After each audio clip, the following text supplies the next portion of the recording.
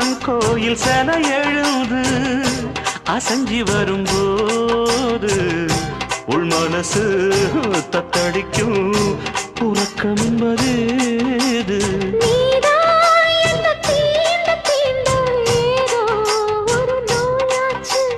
நான் தான் உன்னை சீண்டி சீண்டி பார்த்து ரொம்ப நாளாச்சு. கொஞ்சம் இடம் கொடுத்த பச்சை கொடி பிடிச்சா எத்தனையோ வித்தைகளை இப்பவே நீ காட்டிடுவே. செந்தூர பாண்டிக்கு ஒரு சோடி கிளி சோடி